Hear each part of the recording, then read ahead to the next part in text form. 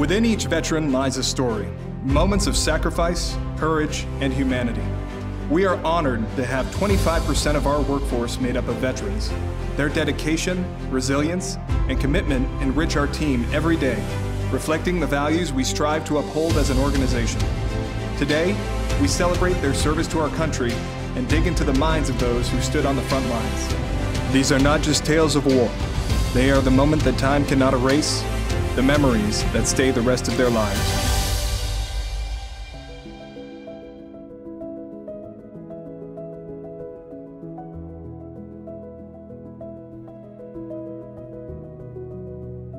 Hi, my name is Jerica Hunter. I served in the U.S. Army for 4 years active duty, earning the rank of sergeant. My name is Mark McKinley, and it's been an honor to serve as a Marine, enlisted, officer, active duty, and reserves for almost 20 years.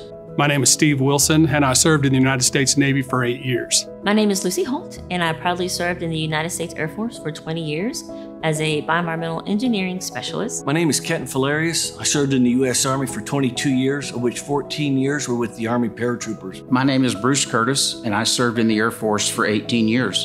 During my time in service, I traveled to places like Fort Campbell, Iraq, and Afghanistan.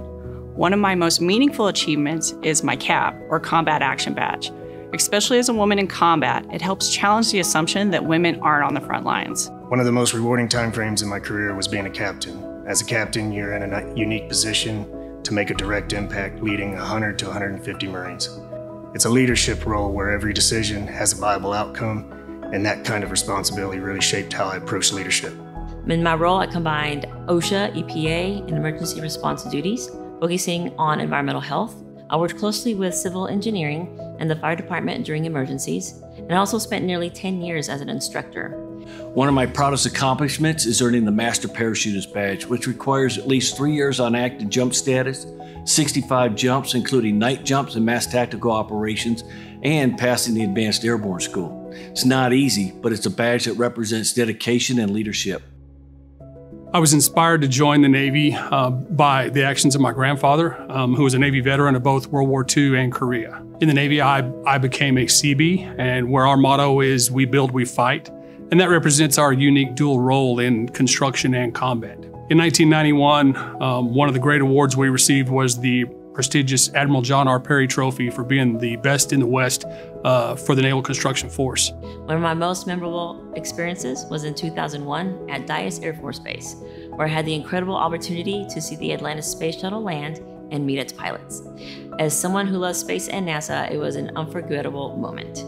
My favorite overseas assignment was with the Multinational Force and Observers in the Sinai Peninsula. Throughout my career, I served in Germany, the Sinai, Panama, El Salvador, Bosnia, and Iraq for both Desert Storm and Iraqi Freedom. During Operation Iraqi Freedom, I was awarded the Bronze Star Medal for combat operations with the 503rd Airborne MP Battalion. We were underneath the 101st Airborne Division 2nd Brigade. During my final tour at Tinker Air Force Base, we faced a significant tragedy, the Oklahoma City bombing. In the aftermath, our base sought volunteers to support the search and recovery efforts. I volunteered to help by managing the sign-in and sign-out process for personnel going downtown to assist the first responders. It was a tragic time, but I was proud to play a small role in helping the community recover from this tragedy. Another unforgettable experience was working along the Tigris and Euphrates rivers in Iraq.